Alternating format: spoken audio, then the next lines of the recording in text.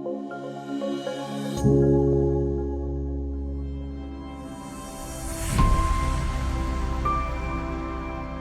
welcome back to another conversation here on AMAG Asks. Today I am joined with a good friend, product manager of our hosted solutions, Mr. Matt Macintosh. Matt, thank you for joining. Thanks for having me, Kyle.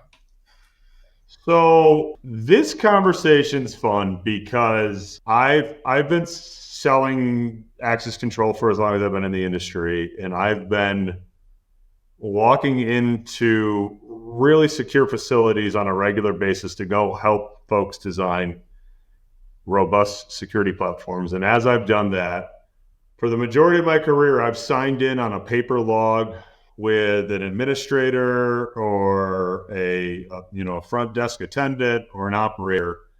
And it, shame on me, but really until having the opportunity to work at an organization that actually manufactures, and develops not only access control, but visitor management software, as well as a host of other services and solutions, did I really come to recognize how much of a concern that is, right? Like just in general, visitor management has not received the love that it deserves. And I think only now the conversation only recently is really starting to take off. So I guess just I know that that's a weird lead in, but we're still kind of very much in the paper log infancy of visitor management, although there are so many better ways for us to handle a very critical element of security.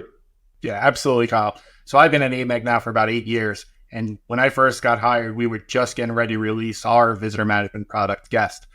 And talking about the move from paper logs there, and now 7+ years later, we're still talking about that. We're still not fully there. There has been a lot more adoption. It is constantly growing and growing. But there's a lot of people using a paper logbook, and it's a scary concept because visitors, they're the really unknown coming into an organization. You know your employees, you've done background checks on them already, you've vetted them.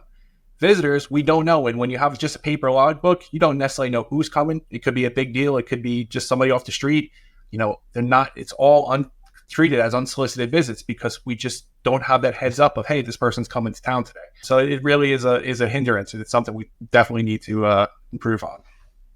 This is just a question for you. Would love your opinion on just sometimes take some time for things to start to gain traction, but why has it taken so long? We've been as an industry, we've been so prone to digitization in other elements, whether it's mobile app or whether it's your video moving from analog to digital, but yet we still, this critical part of our security environment remains manual and inherently risky. Why do you think it's taken so long for that to be adopted? I think it boils down to really two things. I mean, one, we have to keep in mind the pandemic. That did slow things down for a period of time and builders weren't being heavily used. And now in some senses, it's helping us escalate that because now in many ways, when you talk about a hybrid work environment, employees are now kind of visitors as well because they're not in the office every single day. But in general, it is also about prioritization. There has been a lot of moves, a lot of technology grows the systems. Visitor management has been one that's just kind of lacked and kind of fallen by the wayside, I think, a little bit, where it just hasn't gotten the priority from organizations over other things like raters with OSDP and such. Right. And now as the pendulum swings back a little bit and you have these hybrid work environments and you maybe don't have the same level of staffing, all of a sudden the need for a digital and automated visitor management process seems to be something that's a conversation that we're having quite a bit lately. So let's move from sort of where we were with visitor management, and very much still are in many cases, to sort of where we're at now and where it's going, right? So let's say in an ideal world, you're off a paper log, right? Current state is what? What's sort of the next level of progression there? So we've gotten digital. Now we're even making sure we're going digital and even talking about moving to the cloud, getting something off premise and being able to be universal, just taking that responsibilities off the organization. Now it's a matter of how more can we customize it? So now we're looking for, uniquely being able to customize systems for not only the organization, but maybe that building.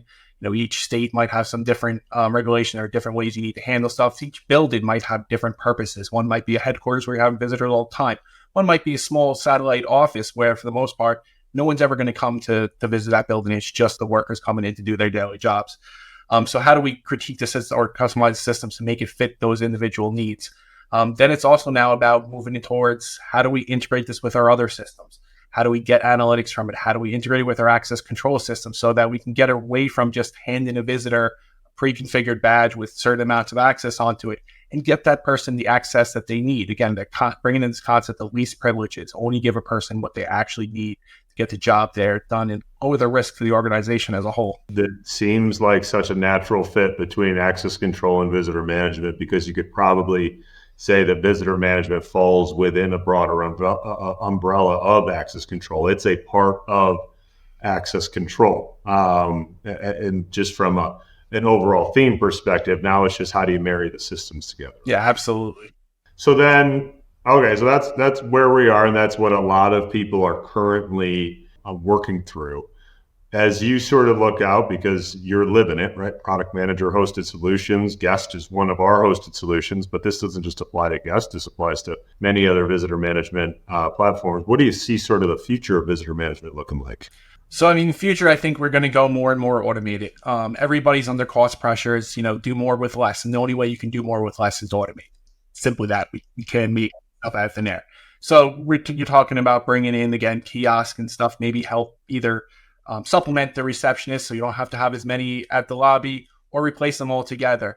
And with that idea, you're still going to need to be able to provision credentials and stuff like that. So we're seeing, the move to mobile, whether it's Bluetooth or wild credentials, especially coming through, where a person can now just get the credential sent to their phone and they're good to go. They're able to access. You don't have to hand the physical credential. You don't have to worry about getting one back. You don't have to worry about that being handed off to somebody else. Much more secure, direct, and convenient side. So you're going to marry that concept of, customer service and customer convenience, user experience with, higher security as well, really getting the best of everything.